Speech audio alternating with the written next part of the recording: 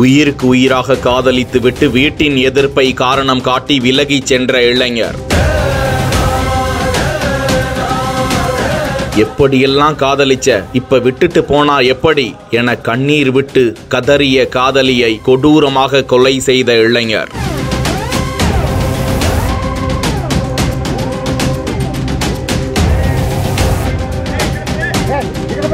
உன்னை போய் காதலிச்சிட்டேனே என உயிர் போகும் முன்பாக இறுதி நொடியை பயங்கரமாக கடந்து மாண்டு போன பரிதாபம்.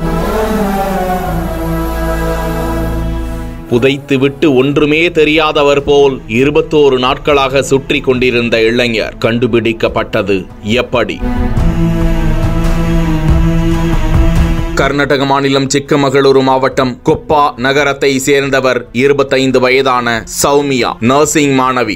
சாகரை சேர்ந்தவர் 28 வயதான இளைஞர் ஸ்ரூஜன் நிதி நிறுவனம் ஒன்றில் பணிபுரிந்து வந்தார். இவர் தான் வேலை பார்க்கும் நிறுவனத்தில் கடன் வாங்கிய கொப்பாவை சேர்ந்தவர்களிடம் பணம் வசூலிக்க அடிக்கடி அங்கு வந்து சென்ற போது சௌமியாவுடன் பழக்கம் ஏற்பட்டு நாளடைவில் அது காதலாக மலர்ந்திருக்கிறது. இருவரும் 2.5 வருடங்களுக்கு மேலாக உயிருக்கு உயிராக காதலித்து வந்ததாக சொல்லப்படுகிறது. இருவரும் வெவ்வேறு சமூகத்தை சேர்ந்தவர்கள் என்பதால் அவர்களது காதலுக்கு ஸ்ரூஜனின் வீட்டில் கடுமையான எதிர்ப்பு கிளம்பி இருக்கிறது. அது முதலே சௌமியாவிடமிருந்து ஸ்ரூஜன் விலகி சென்றாராம். ஆனால் சௌமியா விலகுவதாக இல்லை. ஸ்ரூஜன் விலகி செல்ல அவரை தேடி சென்றிருக்கிறார் சௌமியா. இந்த நிலையில் இறுதியாக கடந்த 2ஆம் தேதி சௌமியா தீர்த்தஹள்ளிக்கு சென்று ஸ்ரூஜனை சந்தித்து தன்னை இப்போதே திருமணம் செய்து கொள், நான் மீண்டும் வீட்டிற்கு செல்லவே மாட்டேன் என அடம் பிடித்தாராம். அப்போது கடுமையான ஆத்திரமடைந்து உன்னை திருமணம் செய்து கொள்ள முடியாது என கேட்க